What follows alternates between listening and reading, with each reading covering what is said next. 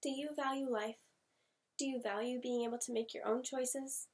Do you find it morally acceptable for a woman to get an abortion?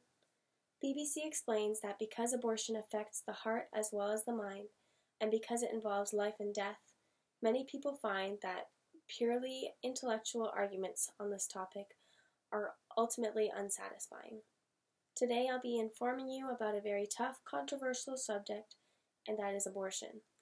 I will be covering 3 main points, the first being abortion as a whole, the second will be the cons of abortion, or the perspective of someone who is pro-choice, and the last point will be the cons of abortion, or the perspective of someone who is pro-life. So to start, abortion is the deliberate termination of pregnancy. Abortion allows women to bring an end to a pregnancy that is unwanted or unplanned, and it also allows them to avoid a situation in the future where they may not be able to care for their child. There are multiple types of abortion, and I won't go into those today, but each of those types will depend on how far along a woman is in her pregnancy and just allow even more choices to be brought into the mix.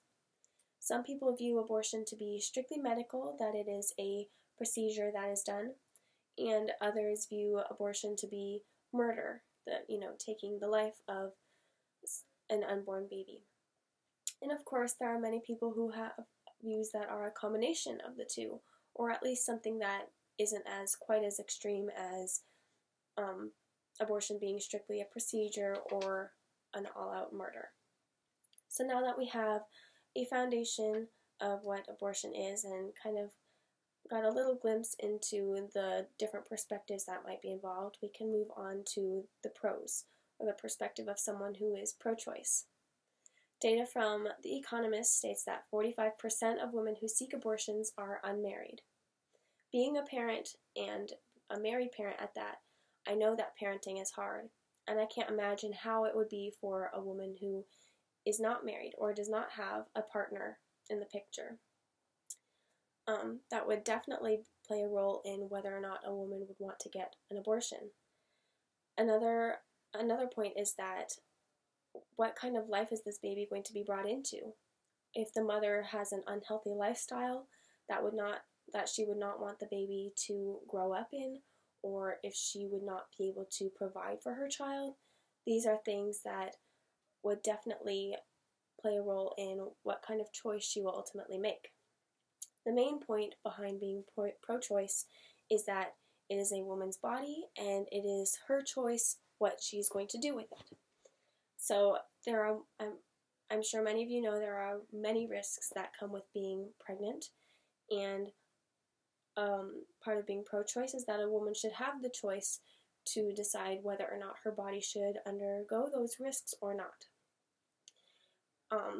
That she should have the right to make her own decisions without the intervention of law or other people's opinions and morals. Of course, everyone will always have their own opinions that likely differ from our own, but the main idea there is that the woman who is pregnant would not want the intervention of law in her decision making. Women certainly do have the right to their own life and the right to make their own choices. And with that said, I'll move on to the cons, or the perspective of someone who is pro-life. According to an article from procon.org, a human individual is created upon fertilization with a unique genetic identity that remains unchanged throughout his or her life.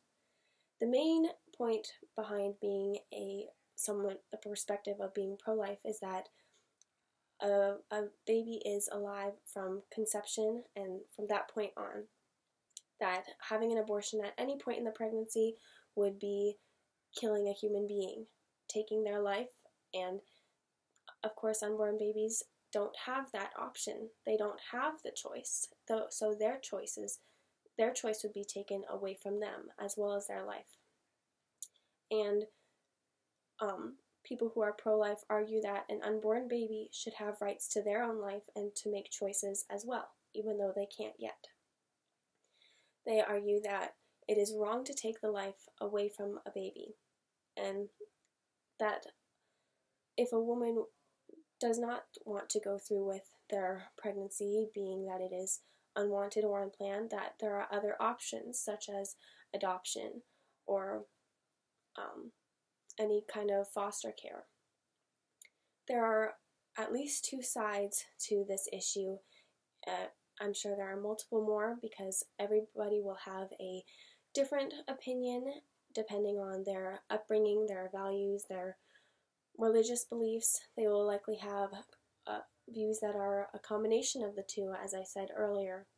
I mean, this is an ongoing issue, and it is something that almost everyone has either dealt with or been exposed to in some way, and everyone likely has an opinion on this.